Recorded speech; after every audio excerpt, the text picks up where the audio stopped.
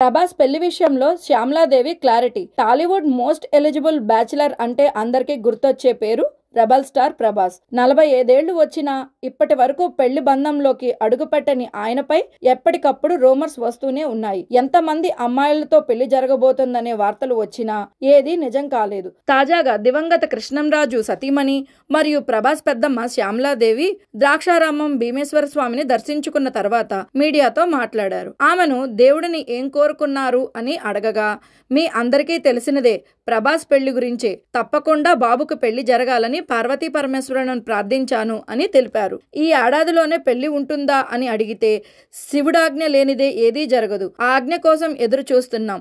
సమయం వచ్చినప్పుడు తప్పకుండా పెళ్లి జరుగుతుంది. అలాగే మా ఇంట్లో ఉన్న ఆడపిల్లలకు కూడా మంచి సంబంధాలు చూడాలి అని చెప్పారు. ప్రభాస్ కు తమ బంధువుల అమ్మాయితోనా లేక ఇండస్ట్రీలోని హీరోయిన్ తోనా పెళ్లి చేస్తామన్నది ఇంకా క్లారిటీగా నిర్ణయించలేదని ఆమె తెలిపారు. కానీ భగవంతుడి ఆజ్ఞ వచ్చినప్పుడు వెంటనే వివాహం జరుగుతుంది అని స్పష్టం చేశారు. ప్రభాస్ పెళ్లి కోసం కుటుంబంతో పాటు అభిమానులు కూడా ఆతృతగా ఎదురు చూస్తున్నారు. కృష్ణంరాజు బతుకున్నప్పుడు కూడా ఆయన పెళ్లి జరపాలని చాలా ప్రయత్నాలు జరిపినా అవి సాధ్యపడలేదు. ఇప్పుడు ఆ బాధ్యతను శ్యామలాదేవి తీసుకున్నారు. ఆమె ఎక్కడికెళ్లినా ఒకే ప్రశ్న ఎదురుపడినప్పటికీ ఎప్పుడూ ఓ స్పష్టమైన సమాధానం ఇస్తున్నారు. శివుడు సమయం వచ్చినప్పుడు ప్రభాస్ కి పెళ్లి తప్పకుండా జరుగుతుంది అని.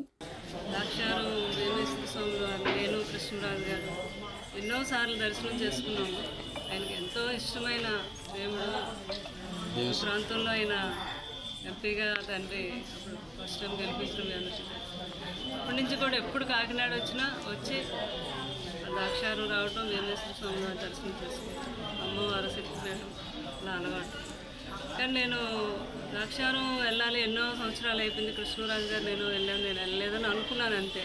కానీ అనుకోకుండా అక్కడ ఏదో కార్యక్రమం అని కాకినాడలో పిలవటం, ఇంట్లో వని సెరమనీకి రావటం, అంటే భగవంతుడు నాకు అలాగా పిలుపునిచ్చాడనమాట. తండ్రి ఈరోజు ఎంతో మంచి శ్రావణ సోమవారం రోజు దర్శనం చేసుకుంటే ఎంతో మంచిదని వారు చెప్పడం జరిగింది. ఈరోజు తల్లి ఆజ్ఞ, తండ్రి ఆజ్ఞ ఉండటం నేను వచ్చిన దర్శనం చేసుకుంటాను.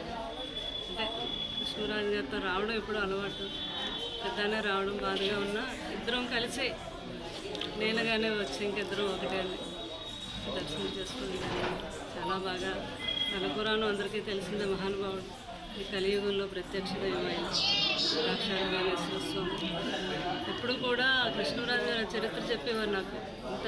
ఇంత గురించి దేవ నిర్మాణం అనేవారు. ఎవరు సామాన్యులు కట్టిన నిర్మాణం కూడా కాదు. అంత నిదర్శనమైన దేవాలయం ఈ ద్రాక్షారం భీమేశ్వర స్వామి, తల్లి అమ్మవారు, మాణిక్య అమ్మవారు. చాలా అదృష్టం నాకు ఈరోజు.